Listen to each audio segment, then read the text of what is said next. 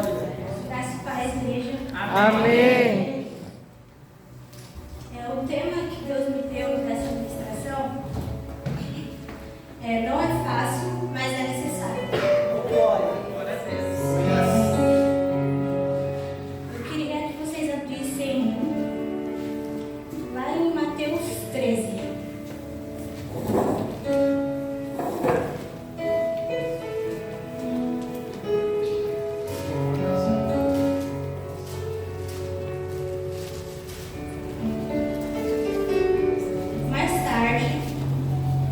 Naquele mesmo dia, Jesus saiu de casa e sentou-se à beira-mar.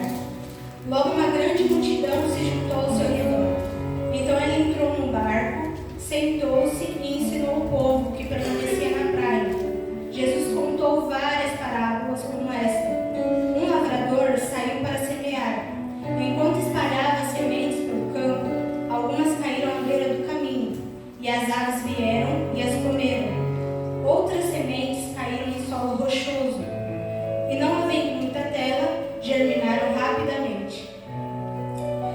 Mas as plantas logo murcharam sob o calor do sol e secaram, pois não tinham raízes profundas.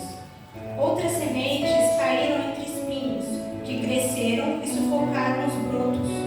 Ainda outras caíram em solo fértil e produziram uma colheita 30, 60 e até 100 vezes maior que a quantidade semeada. Quem é capaz de ouvir, ouça com atenção. Os discípulos vieram e lhe perguntaram: por que o Senhor usa parábolas quando fala ao povo? Ele respondeu: a vocês é permitido entender os segredos do reino dos céus, mas a outros não. Pois ao que tem, mais lhe será dado, e terá em grande quantia, mas do que nada tem, até o que tem lhe será tirado. É por isso que uso parábolas.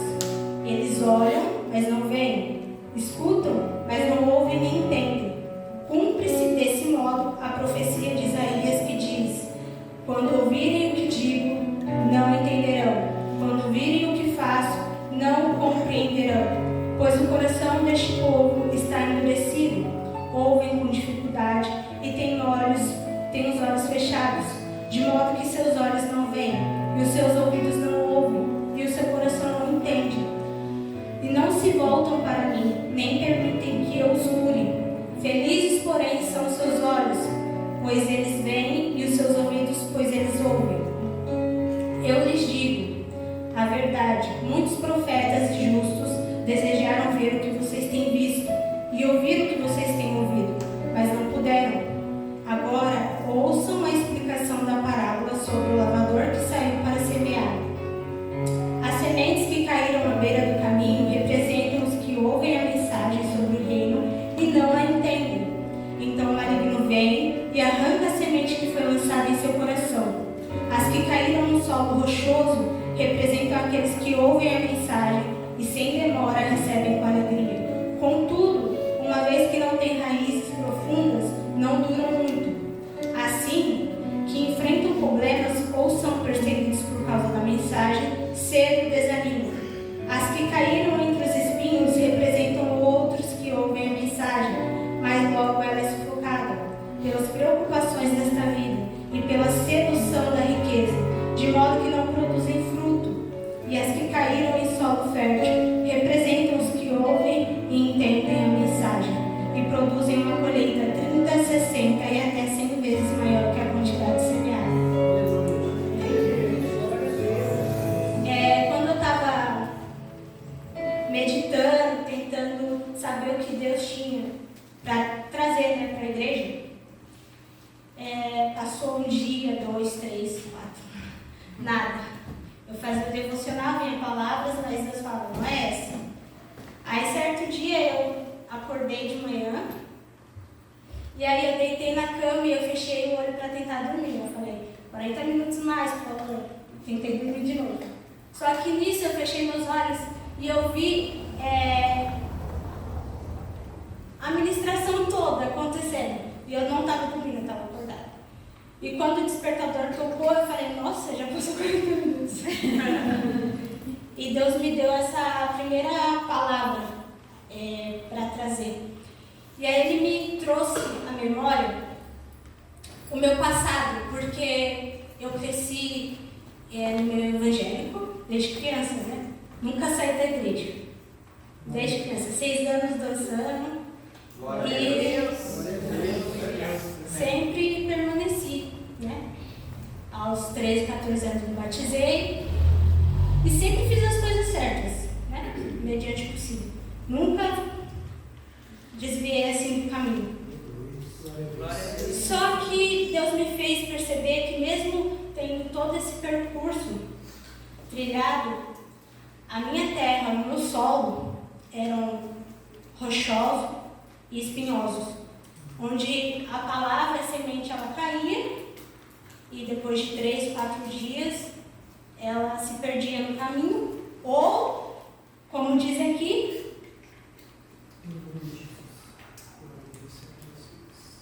as que caíram no solo rochoso representam aqueles que ouvem a mensagem e sem demora recebem com alegria. Eu recebia com alegria a palavra de Deus. Eu recebia com alegria, eu até tentava colocar em prática, mas passado o tempo, vinham os problemas, as dificuldades, e logo se esquecia daquilo que Deus tinha dado ou colocado no coração. Só que ele falou assim, esse tempo ele acabou, de uns tempos para cá, né, faz um ano, que as coisas começaram a mudar. Glória a Deus. E ele falou, a sua terra, ela é fértil. Glória a Deus. E eu não tinha parado para pensar a respeito disso, né? E foi quando as palavras que eram ministradas aqui, elas não morriam depois de 3, 4 dias. Passava meses e elas se confirmavam uma atrás da outra, através de ministrações. Veio a pastora Rosângela, o pastor Marcelo, Juliette, a Patrícia, o pastor Gilvan. Cada ministração, Deus confirma uma atrás da outra o plano que Ele tem para nós. Então, a palavra dele tem se enraizado. E Deus falou que Ele quer criar raízes na terra de vocês. Se hoje vocês pararem para refletir e falarem, a minha terra se encontra espinhosa, a minha terra se encontra rochosa, Deus fala, entrega nas minhas mãos e me peça para tornar essa terra fértil. Porque só quem pode tornar essa terra fértil é Deus. E ele continuou falando comigo. Lá em 1 João 3,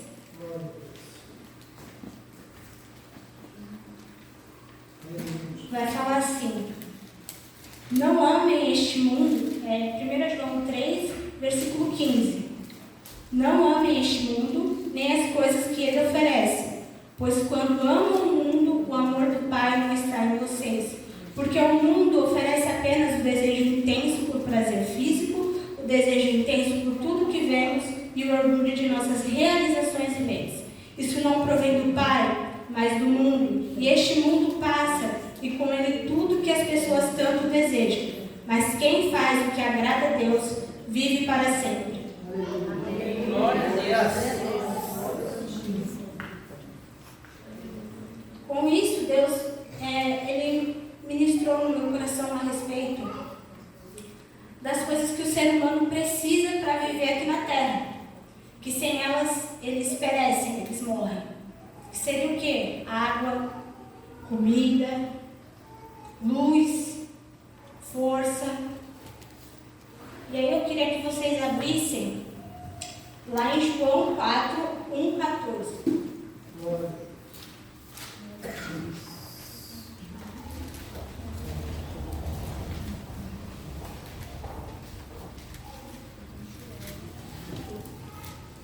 É do 1 ao 14, tá? A mulher samaritana junto ao poço.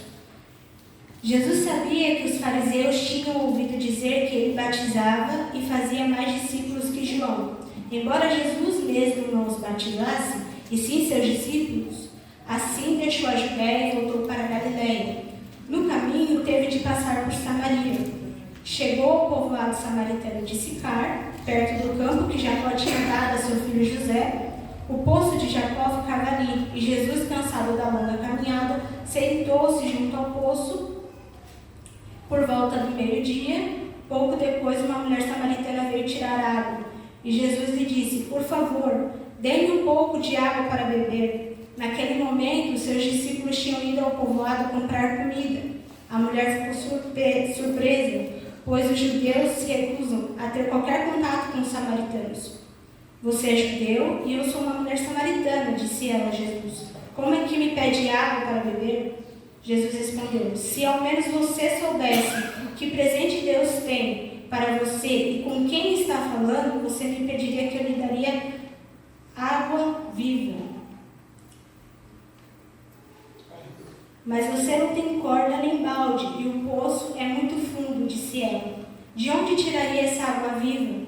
Além do mais, você se considera mais importante que o nosso antepassado Jacó, que nos deu este poço? Como pode oferecer água melhor que esta que Jacó, seus filhos e seus animais bebiam? Jesus respondeu: quem bebe desta água, logo terá sede outra vez. Mas quem bebe da água que eu dou, nunca mais terá sede. Ela se torna uma fonte que brota dentro dele e lhe dá a vida eterna. Aleluia. Glória a Deus.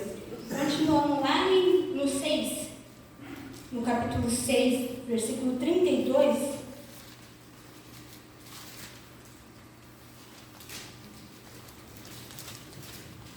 Vai falar assim: Jesus disse: eu lhes digo a verdade. Não foi Moisés que lhes deu o pão do céu. É meu Pai quem dá o verdadeiro pão do céu a vocês. O verdadeiro pão de Deus é aquele que desce do céu e dá a vida ao mundo. Senhor, dei-nos desse pão todos os dias, disseram eles. Jesus respondeu: eu sou o pão da vida. Quem vem a mim nunca mais terá fome. Quem crê em mim nunca mais terá sede. Glória a Deus. Lá em Salmos 119, no versículo 105, vai falar: tua palavra é lâmpada para os meus pés e luz para o meu caminho. Em Isaías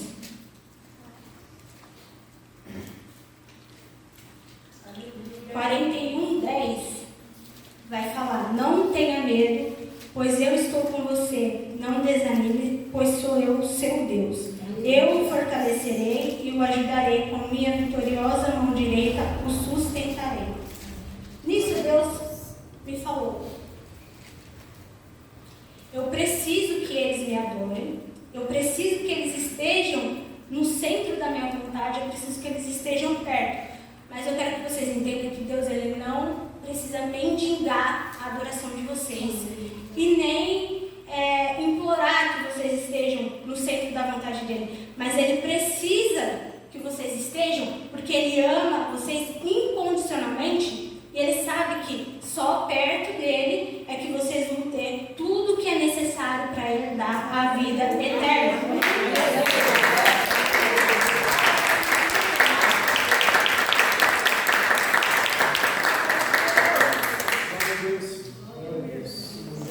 E tudo que eu falei, você está ministrando e está tudo parecendo solto. Estou falando de terra, semeador, depois estou falando de necessidades humanas. E aí Deus falou ao meu coração assim, sabe quando perguntam para vocês, vamos para a igreja? Você fala assim: estou sem força. Eu estou sem força para orar, eu estou sem força para ler a Bíblia, eu estou sem força. E na verdade, não é que está sem força, é estar sem vontade. Sem vontade. Mas Deus falou assim: se o carro fica sem gasolina, você não tem que ir lá colocar gasolina? É uma necessidade, não é? Acordar cedo e trabalhar, vocês não precisam? É uma necessidade. Vocês não deixam isso faltar, né? Vocês não se atrasam. O celular descarregou, já coloca para carregar.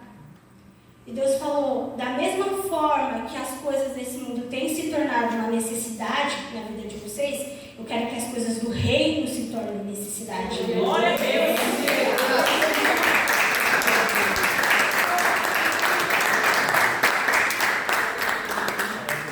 Ele falou que eles têm a necessidade de estar na minha presença, de pegar a Bíblia, de orar, de escutar um louvor.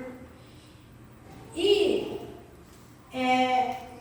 eu vou confessar que isso, antes para mim, não era algo assim, ai, pegar a Bíblia, meu Deus do céu. Não, era mais fácil pegar o celular no Instagram.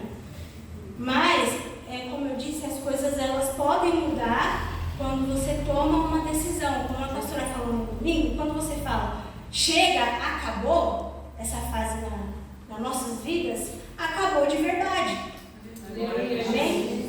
Quando o pastor Giovanni trouxe a ministração sobre o Espírito, ele falou que era uma mensagem apostólica. Aí ele ministrou e isso ficou na minha cabeça. Eu fiquei, a semana toda, eu fiquei, Deus, como eu vou saber que eu estou conectada no Espírito? Como eu vou saber se eu estou ouvindo a minha alma? Eu fiquei. Só que eu fiquei segunda, terça, quarta, quinta. Quando foi na quinta, Deus falou assim, para e observa a sua rotina. Aí eu parei e observei a minha rotina. Eu estava pegando a Bíblia porque eu queria pegar a Bíblia. Eu estava orando porque eu queria falar com Deus e eu estava sentindo falta. E se eu fizesse qualquer coisa que fosse fora daquele horário, mesmo hoje, por exemplo, eu fui levar a Maria Eduarda com a Lana para tomar vacina. E eu levei ela no horário que eu dedico para Deus. E aí eu falei, Deus, será que eu vou esquecer? Será que eu vou pular um dia? E eu voltei e a primeira coisa que eu fiz foi correr para o quarto e fazer o devocional. E aí Deus falou assim, hoje você faz diferente. Na quinta-feira que ele me falou isso para mim parar e refletir sobre a minha rotina. Ele falou, faz diferente hoje. Hoje você não ora, hoje você não vai ouvir louvor, hoje você não vai ler a palavra, hoje você vai ficar em silêncio e vai ouvir o que eu tenho para te falar. E nisso eu trabalho à tarde agora, ali no ponto de coleta. E tem horários que é muito parado. Então eu fiquei em silêncio, olhando para a parede, em silêncio completo. E Deus me falou assim, que eu tinha questionado ele. E ele falou assim, não é apenas fazer as coisas certas, mas é ter seus pensamentos, desejos e atitudes alinhados com o desejo e essência de Deus. E ele me falou assim, para você perceber que você está conectado a Deus, você vai ver que você está desejando Ele verdadeiramente, que você está mergulhando na palavra dEle, que você está tendo momentos para Ele, somente Ele, e que você está sabendo discernir a voz dEle. E que você está obedecendo imediatamente as direções que Ele te dá.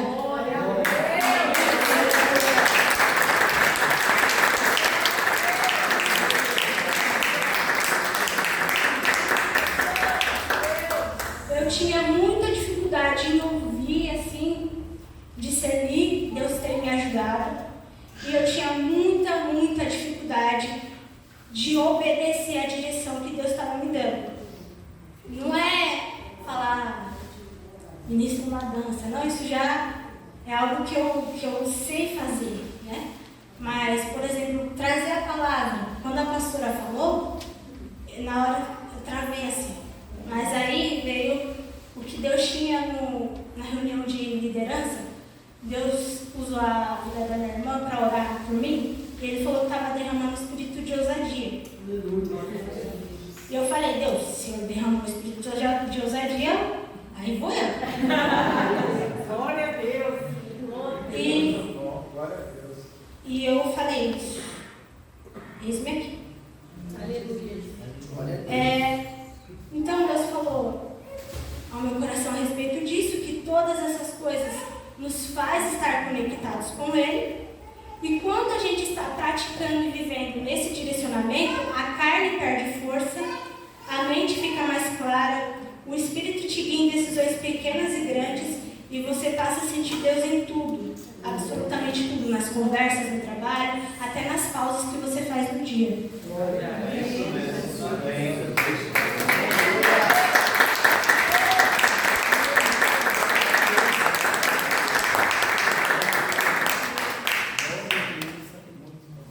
Então, sim, não é fácil, mas é necessário.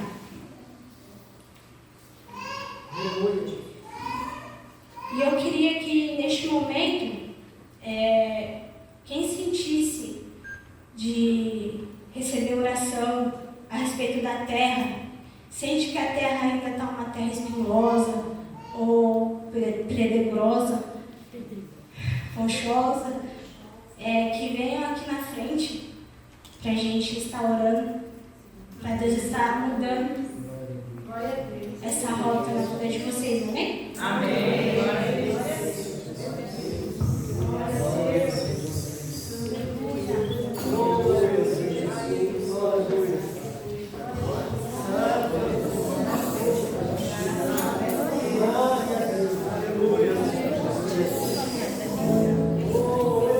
Senhor querido Deus, nesta noite, Pai, eu entrego a vida de todos que aqui estão. Pai, eu entrego o coração, Pai, a mente deles. Senhor, eu te peço que o Senhor Deus venha fazer que as terras aqui sejam férteis. Sim, Deus. Que eles venham ter desejo, vontade, Pai, fome de estar em tua presença, Pai. Que eles venham se sentir necessitados por ti, Pai, a cada dia, Senhor.